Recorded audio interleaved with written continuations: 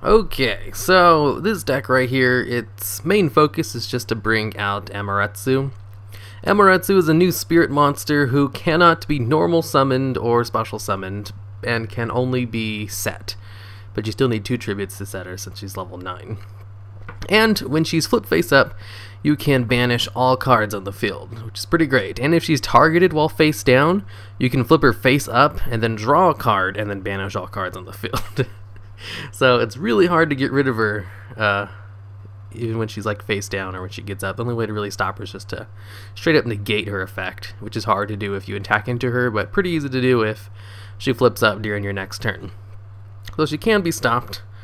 But yeah, so anyways, bringing her out, since she returns to your hand at the end of the turn, that was like the biggest problem with it. Because I mean, getting her out in the first place isn't really that big of a deal, but getting her out every single turn kind of is. So what I did, I just made a frog deck. It's not really full frogs, it's just triple Treeborn, triple swap frog, and 1 Ronin Toad. That's usually all you need for consistent tribute fodder. I was able to have like a Treeborn frog pretty much every single duel really early, and he was totally helpful. Having Treeborn frog just means you're always going to have at least 1 tribute.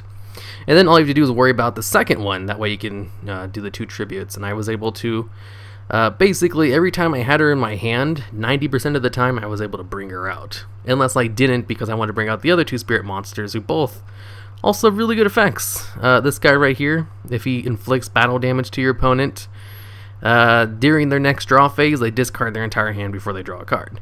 And Yamato Dragon, if he inflicts battle damage, you just draw a card until you have 5 in your hand. Since he has really high defense, you can also just set him and wait for your opponent to attack into him.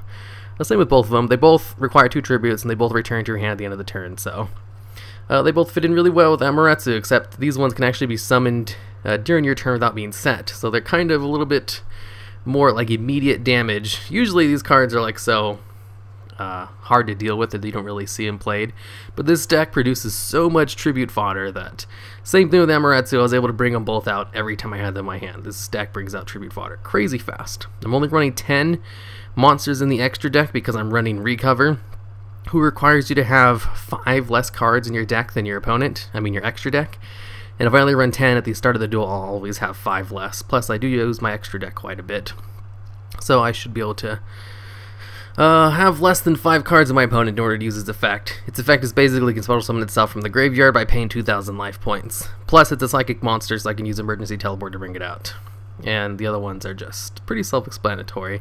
Battle Fader, Speedroid Menko, which is basically a Battle Fader, and then Glow Up Bulb. And then Aratama in order to search out the spirit monsters.